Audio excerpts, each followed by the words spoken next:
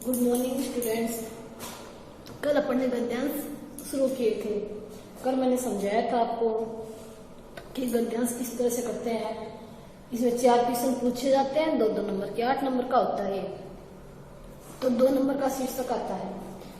तो शीर्षक हम कैसे निकालें? मैंने कल बताया कि पहले अपन को पैराग्राफ पढ़ना ध्यान से और देखना कि इसमें किस चीज का वर्णन किया है। जैसे कि कल मैंने बताया कि तुलसी मेहता के 2 बच्चे थे और वो दोनों में मतलब हमारे समाज की मानसिकता ही है। मैंने बताया कि लड़की लड़की में भेदभाव करना, तो उसके आधार पर अपने कन्या एक उपहार इस तरह से रखा था। आज मैंने गाय के ऊपर एक पैराग्राफ लिखा है, तो आप इसमें देखना कि क्या बताया गया है और इसका शीर्षक क्या है। गाय को जो है हिंदू धर्म में माता के समान दर्जा दिया गया है और हमारे ऋषि मुनियों ने गाय के लिए गाओ विश्वेश्य मातरम ये कहा, यानी गाय हमारे धन धान्य की दात्री है। यह एक उपयोगी पशु भी है और कृषि का आधार एवं आर्थिक अर्थव्यवस्था का भी आधार माना जाता है।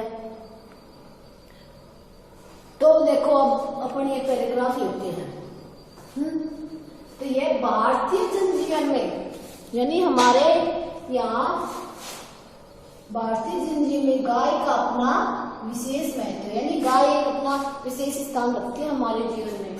गाय एक चौपाया प्राणी है और उसे इसके समान दर्जा दिया गया है, माँ के बराबर आदर दिया जाता है। हम इसे पवित्र पशु मानते हैं, इसकी पूजा करते हैं, माँ के समान मानते हैं। यह हमारी पारिवारिक और संस्कृति कृषि संस्कृति का आधार मानी जाती है। इसी से हमारे परिवार का लोग अपने, यानी गायों को पाल करके लोग अपने परिवार का गुजर बसर भी करते हैं। इससे प्राप्त पंचगव्य दूध, दही, मक्खन इनसे और इसके गोमूत्र और गोबर से हमें अनेक औषधियों का उपचार किया जाता है। तो ये हमारी पारिवारिक और कृषि संस्कृति का आधार रही है। गाय को गोधन भी कहा जाता है। अब देखो पौराणिक काल में क्या मान्यता थी, जिसके पास में जितनी गाय होती थी वह उतना ही अधिक धनी माना जाता था। अतः गायों की सुरक्षा को एक मानवीय कर्तव्य के रूप में परिभाषित किया गया है। गाय को वेदों में, हमारे जो वेद ग्रंथ है उसमें गाय को क्या माना, रक्षणीय एवं सुरक्षा के योग्य माना गया है। यानी ये हमारी रक्षा करती है, सुरक्षा करती है, इस अर्थ में इसको स्वीकार किया गया है कि वे सर्वोपरि धन है। गाय हमारा सर्वोपरि धन है। गायों की गाय बैल, अब गायों के बच्चे जो बछड़े हैं वो बैल कहलाते हैं, जो कि हमारे कृषि कार्य में सहायता करते हैं, सहयोग करते हैं। और वे भी फिर उनकी भी क्या है, बैलों की भी गाय के साथ ही पूजा की जाती है, इसे भी उन्हें पूजा करने के योग्य माना जाता है। तो इस तरह से ये अपना गद्यांश हुआ। अब अपन को इसके क्वेश्चन करने हैं। तो पहला क्वेश्चन तो यही ले लेंगे अपन कि उचित गद्यांश का उपयुक्त शीर्षक क्या है। तो अब बताओ इसका उचित शीर्षक क्या होगा। तो इसका गाय का महत्व या गोधन कृषि विकास का आधार भी कर सकते हैं। तो इसका लिखेंगे गोधन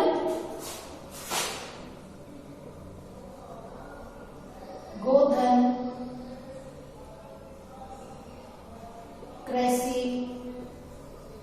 विकास का आधार, ये इसका शीर्षक हो गया। क्योंकि ये हमारे कृषि में गोबर से खाद बनाई जाती है, वो डाली जाती है, और इसका जाए बैल जो है वो भी क्या हमें कृषि में सहायता करते हैं। इससे क्या है, हमारा पर्यावरण भी शुद्ध रहता है, महंगे पेट्रोलियम पदार्थ से बचते हैं, और इससे बनाई गोबर से जो मीथेन गैस बनाई जाती है वो भी क्या है हम चूल्हे में खाना पकाने में काम में लेते हैं।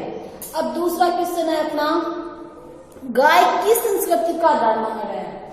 मैंने अभी आपको बताया था कि ये हमारी पारिवारिक और कृषि संस्कृति का आधार मानी गई है। तो इसमें अपन लिखेंगे गाय को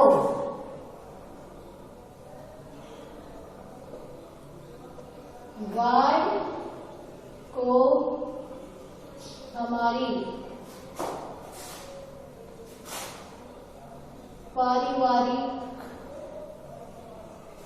पारिवारिक व कृषि संस्कृति का आधार माना गया है। ये होगा, ठीक है। अब आगे मैं क्वेश्चन लिखती हूँ आपके 3 नंबर।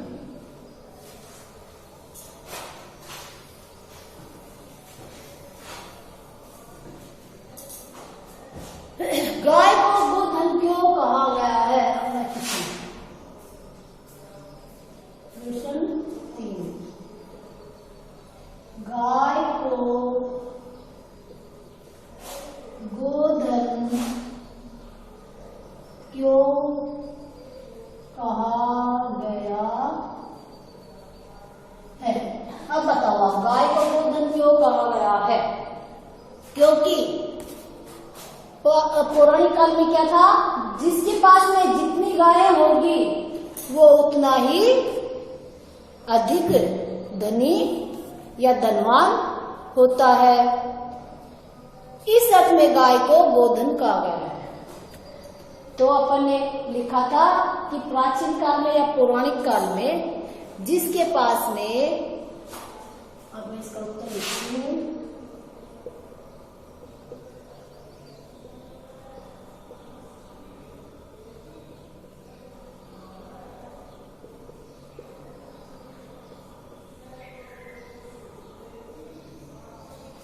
पौराणिक काल में जिसके पास जितनी अधिक गायें, जिसके पास या जिस व्यक्ति के पास भी, जिस व्यक्ति के पास जितनी अधिक गायें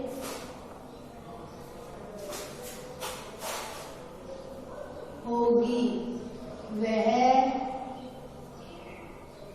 उतना ही धनवान होगा। यह भी बताया था आपको, जितनी अधिक गाय होगी उतना ही धनवान माना जाता है या धनवान माना जाता है। इस अर्थ में इसको गोधन यानी गाय को गोधन माना जाता है। इस अर्थ में गाय को, इस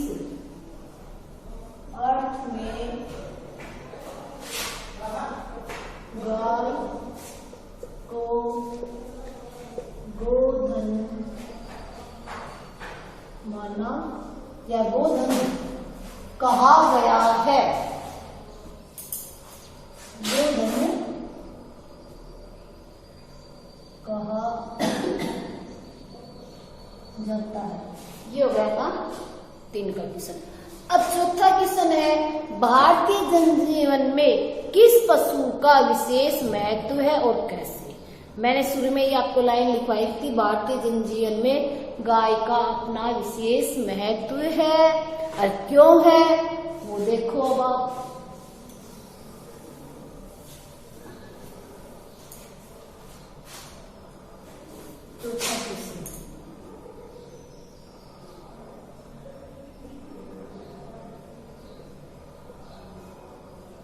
भारतीय जन जीवन में किस पशु का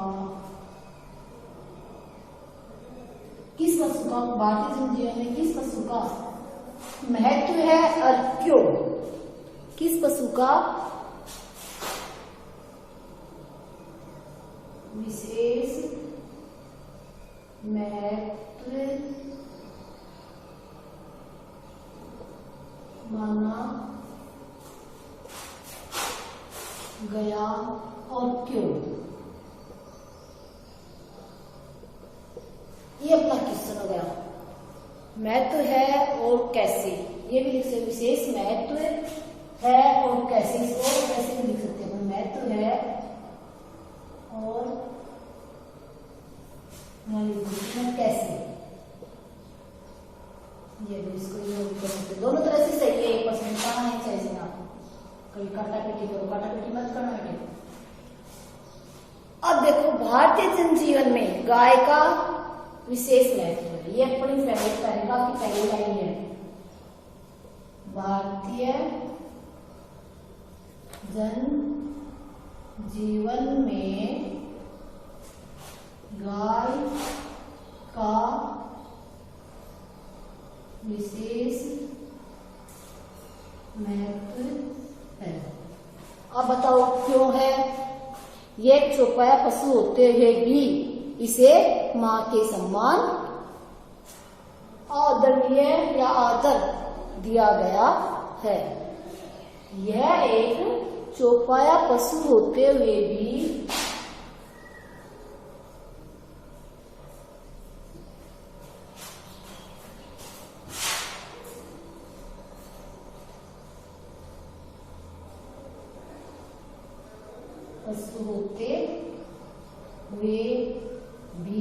इसे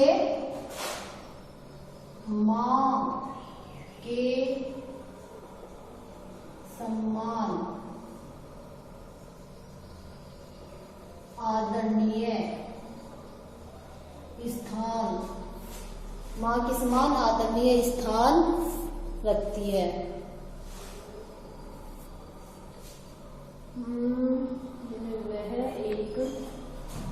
वह लिखते हैं, वह एक चौपाया पशु होते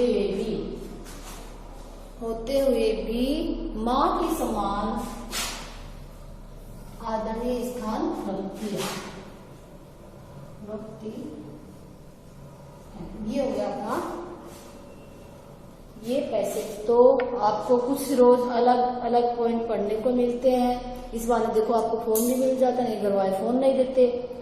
तो बेटे इसको ज्यादा से ज्यादा करने की कोशिश करो, याद भी करो, लिखो भी, फिर नोटबुक भी आप चेक करने के लिए भेजो, क्योंकि बहुत ही कम बच्चों ने ये क्लास अटेंड की है और कॉपियां भेज रहे हैं। बेटे ये तो जो है महामारी बढ़ती जा रही है, मैंने कल भी बताया था, आज भी आप सब अखबारों में और टीवी में सुनते ही हो। इसका ना तो कोई इलाज है, नहीं ये रुक रही है, वापस वही स्थिति आ गई है। तो हमें अपना भविष्य खराब नहीं करना बेटे, अपना अध्ययन जारी रखना है कि कभी भी कुछ भी हो आप साथ साथ अध्ययन करते रहोगे। जो आपको सामने प्रॉब्लम आ रही है आप बताओ, हम दोबारा रिपीट कर देंगे। इसमें अडरने की क्या बात, आप बताओगे तभी तो पता चलेगा कि हाँ भैया आपको ये चीज समझ में नहीं है। आप मैसेज करो ग्रुप में, हम आपको अलग से बता देंगे। यदि आप ग्रुप में भाई थोड़ा कंफर्टेबल महसूस नहीं करोगे तो कोई बात नहीं, आपके पर्सनल नंबरों पे बता देंगे। लेकिन आप जब तक बताओगे नहीं तब तक हमें इसका कैसे पता चलेगा।